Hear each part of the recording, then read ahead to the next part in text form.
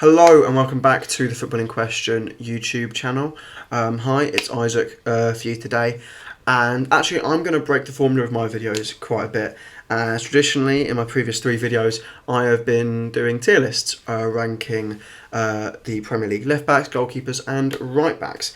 I do have a centre back video on the way. I will be doing that soon, but right now I thought I'd get into a video which I want to do due to recent events over the past few weeks. And today I'm going to be discussing referees and VAR. So obviously you look into my background, you see Arsenal and you're thinking, okay, someone's still not happy with the Man City result. And actually I was mad about that game for about an hour, and then eventually I thought about it and thought, you know what, I'm happy with our performance. I'm not too mad anymore. I'm mad at the referees, I'm not mad at us. And while that is one of my points in this video, it's not as big a role as you may think. My issue with referees is almost every week, and this stems back to December when Tottenham were playing Liverpool. Just plenty of games, plenty of experience of seeing Arsenal play games, just heaps of inconsistency, and the idea that referees really just, there's no clear agreement. The idea of clear and obvious is no longer clear and clear and obvious isn't clear and obvious. But look, let me just go through individual events. So let's start off with Tottenham versus Liverpool, and we will start off with Harry Kane's potential red card. I'm leaving this silence because look at that. How's that not a red card? How? It makes no sense.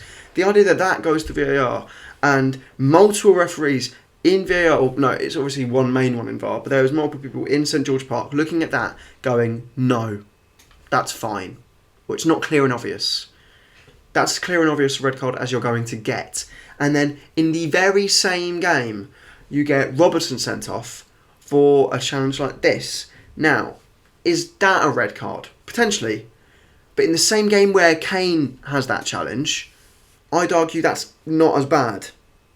Kane's is, straight red. It's clear as day. I'd argue that's not as clear as day. And the idea that that goes to VAR and VAR goes, yep, straight red, and they don't say that to Kane in the very same game. God, I don't understand how the same people can come to those two conclusions. Genuinely baffles me. Obviously, moving on, that is one game. But also in this game, you have the Jota incident, where Jota is clearly pushed in the box and no penalty given. Again, baffles me. That's not a main point, because obviously penalties are very different. Sometimes, opinions can really vary on that, which we'll get into with the Arsenal-Man City discussion.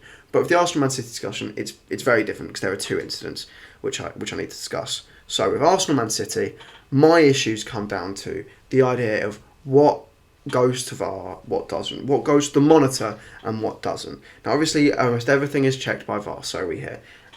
With Arsenal, we have a penalty shout in the first half. Odegaard takes a heavy touch and tries to take it away from Ederson.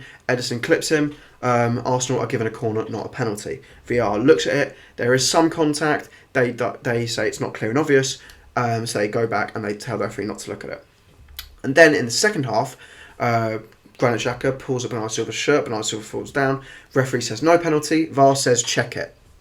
He goes to the monitor and sees one angle, while we, the fans, see 2 on live on TV, which I find hilarious, and he gives a penalty. My issue isn't the fact that he gave a penalty. I can see an argument for a Man City penalty. Personally, I wouldn't give it, but I'm not going to complain with the idea of that being a penalty. Granit Xhaka has made a mistake in that moment. He's completely at fault there.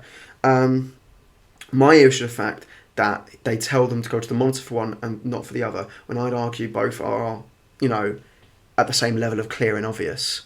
As I think the first one, when I first see it, I think it's a penalty, and the second one, when I first see it, I think it's probably a penalty. I mean, you hear Aaron Ramsdale in his post-match interview being completely honest and saying, I think both were pens. I think, Xhaka made a mistake for our team, and I think that was a penalty. The idea that that goes to monitor and that doesn't is a joke. That is mad inconsistency, and I don't understand it. An issue I also had with that game was the fact that it felt like Arsenal got booked for almost every single foul we made, while Man City their first yellow was for Rodri taking his shirt off for the celebration for his goal, which I found quite hilarious. But that's again not as clear an argument as the inconsistency of checking the monitor. And I'd argue in really heavy, game dictating scenarios such as penalties and red cards, going to the monitor, should be really vital if you're overturning, especially if you're overturning a referee's decision, because the referee isn't getting to see it. If you're overturning the referee's decision, I think they should look at the monitor for these important scenarios. As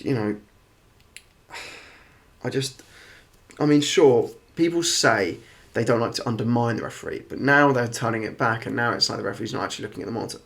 I think they should go to the monitor a lot more. But anyway, if we just move on as well, we've had more scenarios. Man United played Aston Villa last night, and there was a few VAR calls, as Aston Villa had, first of all, there was two incidents. One was Ezri Konsa, bleeding from having a massive nosebleed after being hit by Shaw, which VAR barely looked at. I'm not saying it's an incident that should be resulting in a penalty and a red card, but it's the fact that VAR kind of spends no time at all looking at it. Like, the game just went back on pretty quickly. And then as well, you have Aston Villa having a goal ruled out after a free kick. Now, my issue isn't that it got ruled out. I can see the reasoning behind it getting ruled out. My issue here is how it got ruled out, because of this whole concept of clear and obvious. Now, with the actual goal, the ball gets whipped in, it gets nodded on, Ollie Watkins taps it, or so we think, and Ings tumbles it in from about 2 yards. Goal.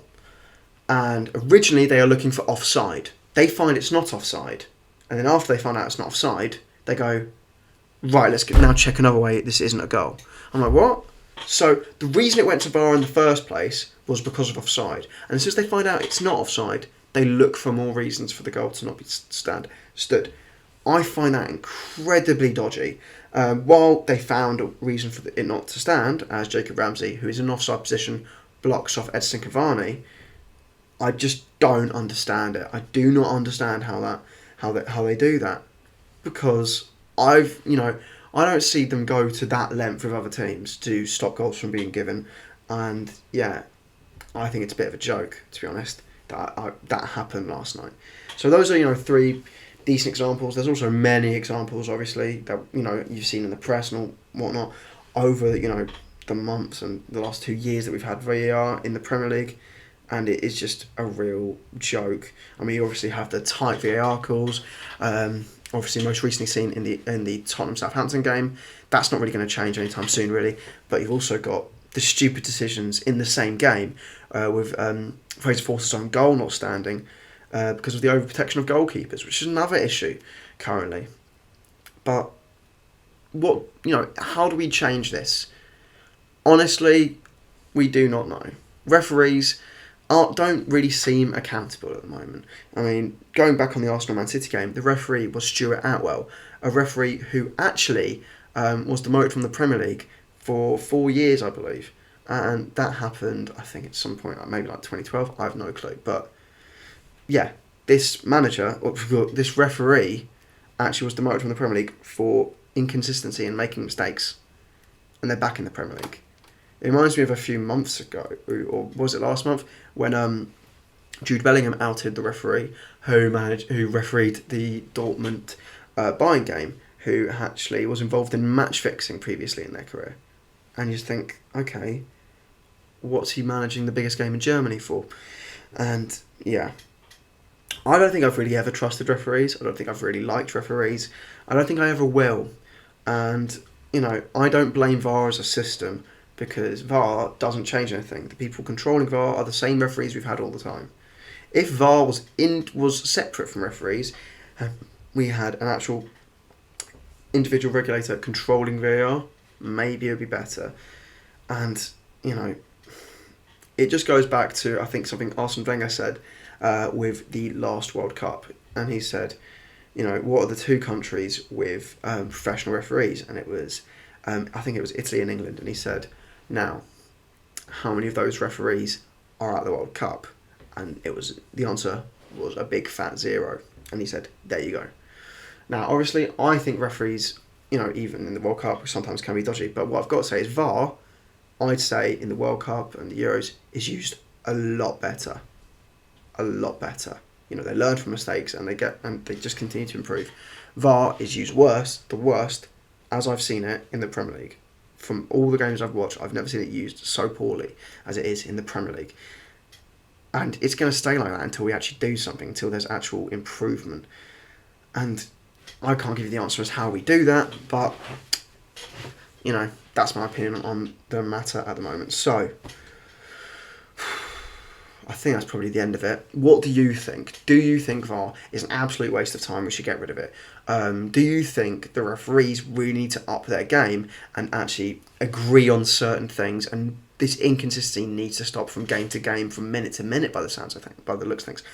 And yeah, what's the worst thing that your team in the Premier League has experienced? Obviously, you might not be Premier League fans, but if you are, what's your worst VAR moment that you've experienced with your team? I think we've all had a massive bad moment, some obviously more than others.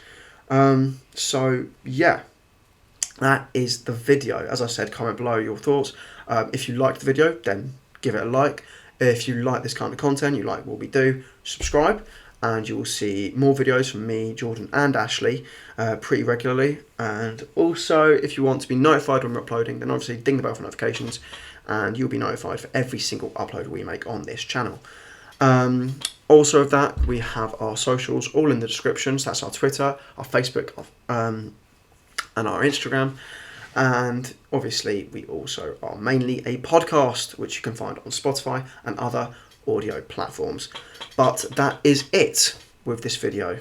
VAR, an absolutely incredible change to English refereeing, which brings in so much while changing so very little. Let's hope they change it soon. Anyway, this has been the Footballing Question, and hopefully you enjoyed the video. See ya.